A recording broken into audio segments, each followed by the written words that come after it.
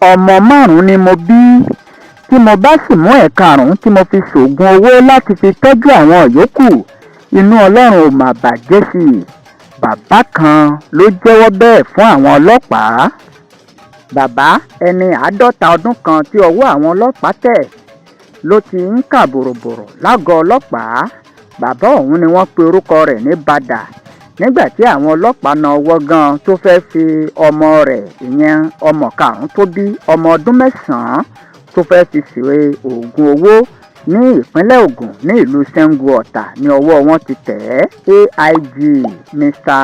Ari Mohammed òun ló sọ ọ̀rọ̀ yìí di mímọ̀ fún àwọn akọ̀ròyìn ní ìlú Èkó. Mohammed ṣàlàyé pé nígbà tí ọ̀daràn yìí tí wọ́n ń gbìyànjú láti fi ọmọdé yìí ṣe oògùn owó ní ikọ̀ àwọn ọ̀tẹlẹ̀múyẹ́ àti àjọ ọlọ́pàá tó ń rí sí ìwà ọ̀daràn ni wọ́n gbọ́ tí àwọn ènìyàn sì ta wọ́n lólobó. Wọ́n ní lẹ́yẹ ọ̀ṣọ́kà ni wọ́n tètè jáwé ọlọ́fẹ́ láti fi síkùn òfin mú bàbá tó fẹ́ ṣoògùn owó yìí àti babaláwo rẹ̀.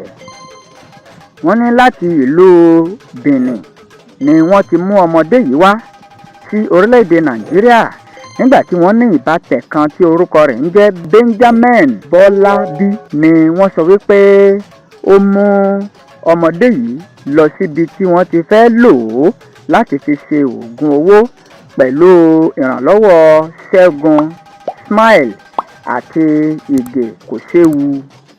Wọ́n ní bàbá ọmọdékùnrin yìí tí orúkọ rẹ̀ ń jẹ́ Bàdà ó kúrò ní orílẹ̀-èdè rẹ̀ ní Benin Republic ní 30 oṣù karùn-ún ọdún 2023 tó sì mú ọmọ yìí wá wípé àwọn bá rí iṣẹ́ tí ó máa ṣe ọmọ ọ̀dọ̀ tí wọ́n ó sì máa san owó fún un.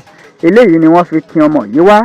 Wọ́n ní ọgbọ́n yìí ni wọ́n lò láti fi ọmọdé yìí ṣe oògùn owó, ṣùgbọ́n lẹ́yìn ọ̀rẹyìn ìgbà tí àṣírí wọn tú láti ṣe bẹ́ẹ̀ ni ó padà jẹ́wọ́ fún àwọn ọlọ́pàá wípé irọ́ ni gbogbo ẹ̀, òun fẹ́ fi ṣe oògùn owó ni. Ó ní nǹkan tí òun rí lọ́bẹ̀ tóun fi wá ru ọwọ́ ni wípé òun ti bí ọmọ 5, àwọn ò sì lówó lọ́wọ́, kódà òun ò ní owó kankan láti fi tọ́jú wọn. Ó ní gbogbo iṣẹ́ tí òun ń ṣe ni ó ń já sí pàbó.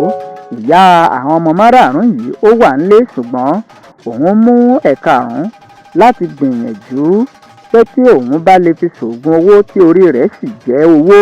Ó ní òun ó fi owó yìí tọ́jú àwọn 4 tó ti wà nílẹ̀ àti ìyàwó òun.